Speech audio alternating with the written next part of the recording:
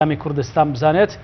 بۆ وەرگرتنی زانیاری زیاتر ئیحسان سابیر پەیامنێری پەیام لە ئەنجومەنی سیاسی کۆمەڵی ئیسلامی کوردستانەوە لەگەڵمانە. ئیحسان سڵاوت لێبێ وەفدەکەی نەتەوەی گرتوەکان لە شێ پێکاتوە مەبەستی سەردانەکەی بۆ لای ئەنجومەنی سیاسی کۆمەڵی ئیسلامی چییە؟ لێو لە تەواوی بینەرانی کەناڵی ئاسمانی بێت کەمێک پێش ئێستا وەفدێکی یۆنامی لە عێراق سەردانی بارەگای مەکتەبی سیاسی کۆمەڵی ئیسلامی کرد بە مەبەستی گفتوگۆ و گۆڕینەوە لەسەر پرسەکانی پرسە مرۆییەکان بە تایبەتی بەشداریکردنی ژنان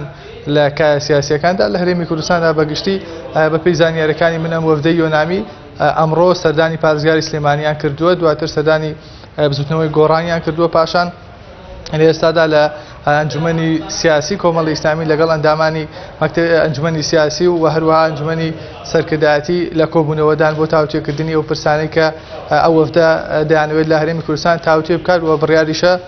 دوای کۆمەڵی ئیسلامی سەردانی لایەنەکانی دیکەش بکەن بۆ هەمان پرسەکان و ئەو تەوارەی کە ئەمڕۆ ئەو وەفدە یۆنامیە ناوەتە شاری سلێمانی بریتە لە زیاتر لایەنە مرۆییەکان و هەروەها بەشداریکردنی ژنان لە کایە سیاسیەکاندا لە هەرێمی کوردستاندا وەک دەزانێت ئێستادا ژن بەشدارە لە کایە سیاسیەکان لەسەر جەم پارتەکاندا، بەڵام ئەوان دەیەوێت زیاتر گرنگی بدەن بە پتەوکردنی پێگەی ژن لە کایە سیاسیەکاندا. ئێستا بوون بۆ وەرگرتنی زانیاری جیاتر بەڕێز قومریە بەرزنجی ئەندامی سەرکردایەتی کۆمەڵی ئیسلامی لەگەڵ لای قومری خان سڵاوی خوارد لێبێت ئەگەر پێیان بڵێ پێگاتەی وەفدەکە چێ بوون و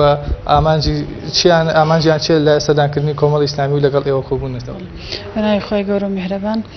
دیارە وەفدێکی یۆنامی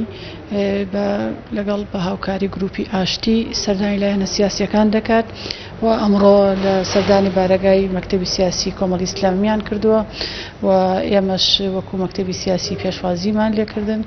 و لەو وەفدەکە زیاتر ئامانجیان ئەوەیە کە پێگەی ژن لە ناوەندی بڕیار لە ناو حیزبە سیاسیەکانە تاوتوێ بکەن و هەڵی سەنگێنن و لەو بارەیەوە ڕاپۆرتێک بدەن بە نەتەوە گرتوەکان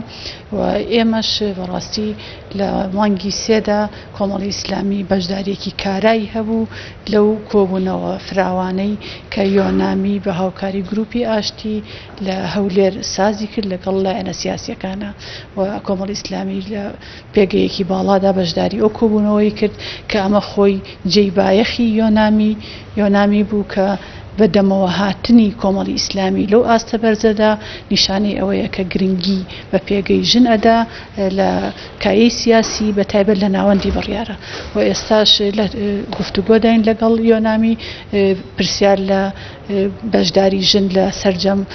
ئۆرگانەکانی کۆمەڵی ئیسلامیدا دەکرێت و بە هەمان شێوە لە دانوستانە سیاسیەکاندا چەندە سپاس بۆ پەیامنێرمان ئیحسان سابیر کە ڕاستەوخۆ لە ئەنجومەنی سیاسی کۆمەڵی ئیسلامی کوردستانەوە لەگەڵمان بووی.